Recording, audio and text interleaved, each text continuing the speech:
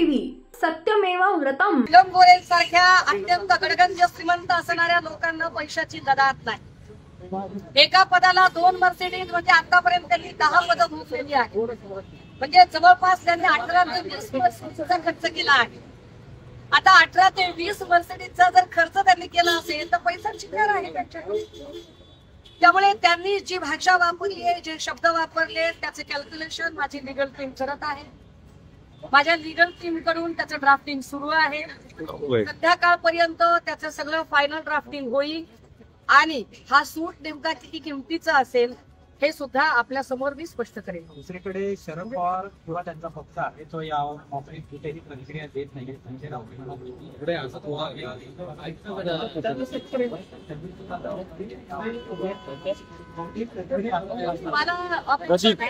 प्रतिक्रिया द्यावी किंवा न द्यावी, जो दुसऱ्यावरील विसंबला त्याचा कार्यभार संपला। त्यामुळे राष्ट्रवादी काय बोलेल, काँग्रेस काय बोलेल याची वाट बघणाऱ्यांपैकी आम्ही नाही आहोत।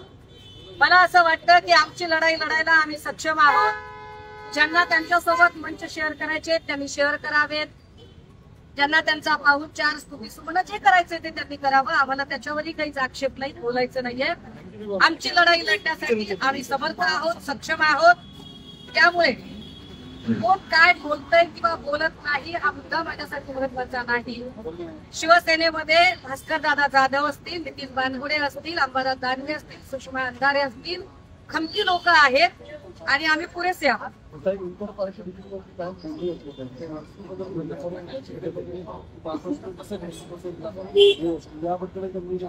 याचा अर्थ असा आहे की ह्या सगळ्या लोकांचे हा भ्रष्टाचाराने माखलेले आहेत।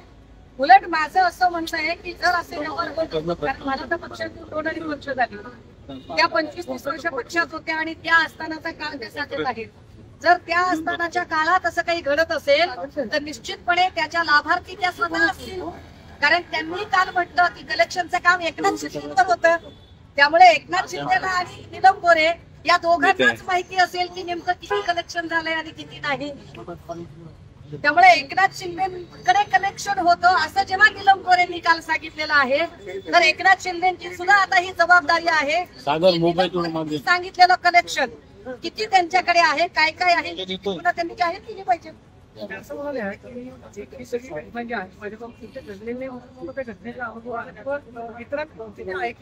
नाही, इतरांकडून ऐकून कसं काय तुम्ही बोलू शकता? इतरांनी जर शेण खाल्ल्याची बातमी दिली तर शेण खाल्ल्याच्या बातमीवर त्या शिक्कामोर्तब करणार आहेत का?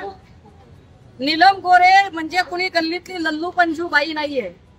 नीलम गोरे पक्षाने ज्यांना 4 वेळाची आमदारकी दिली आणि ज्यांना विधान परिषदेच्या सभापती पदापर्यंत पोहोचवलं, अशा एका महिलेकडून आलेलं वक्तव्य आहे। त्यामुळे त्यांचं वक्तव्य इतकं बेसलेस आणि इतकं बेताल असू शकत नाही। त्यांनी त्यांचं म्हणणं सिद्ध करावं लागेल, ते कोर्टात सिद्ध करावं लागेल, अन्यथा नाक खासून माफी मागावी लागेल। संजय राऊतांनी आजची भाषा वापरली त्या निर्लज्ज बाई आहे किंवा नमक हराम आहेत। संजय राऊत असं म्हणाले की मी त्या पदावर बोललो नाही, व्यक्तीवर बोललो, एखाद्या महिलेविषयी अशा पद्धतीने शब्द वापरणं। एक लक्षात घ्या, ऐका ऐका, हे असले विक्टिम कार्ड खेळणं बंद करा आणि ह्या सुसंस्कृत भाषा बी बंद करा। त्या मार्कडवाडीमध्ये गोपीचंद पडळकर आणि सदाभाऊ खोतला जेव्हा पाठवलं आणि पवार साहेबांच्या आजारावर आणि त्यांच्या चेहऱ्यावर अत्यंत गलिच्छ भाषेत टिप्पण्या झाल्या, त्यावेळेला फिरी हसणारे हेच भाजपाई होते ना। त्यावेळेला सुसंस्कृतता आठवली नाही यांना। सुप्रिया सुळे यांच्याबद्दल भिकारचोट शब्द वापरणाऱ्या अब्दुल सत्ताराला मंत्रीपद देताना तेव्हा सुसंस्कृतता आठवली नाही। पूजा चव्हाणच्या बलात्काराचा आरोप असणाऱ्या संजय राठोडला मंत्रीपद देताना सुसंस्कृतपणा आठवला नाही।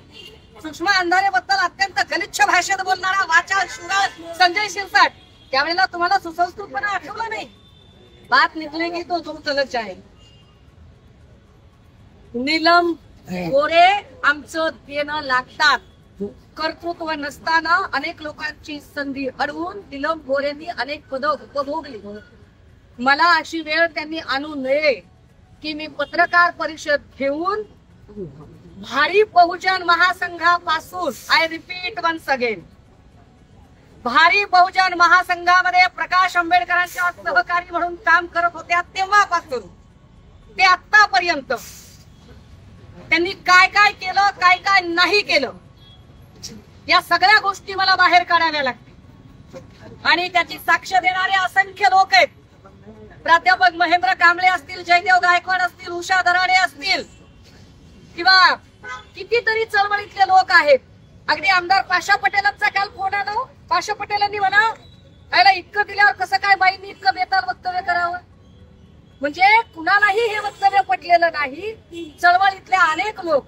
त्यामुळे नीलम गोरेंनी बोलताना इथून पुढे थोडासा आपल्या वयाचा पदाचा आब राखावा. आम्हाला नाही तर त्याचा फिसर पडेल.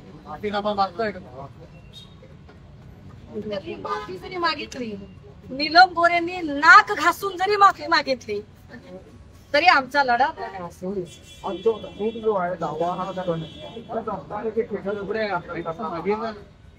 हा आता लीगल टीम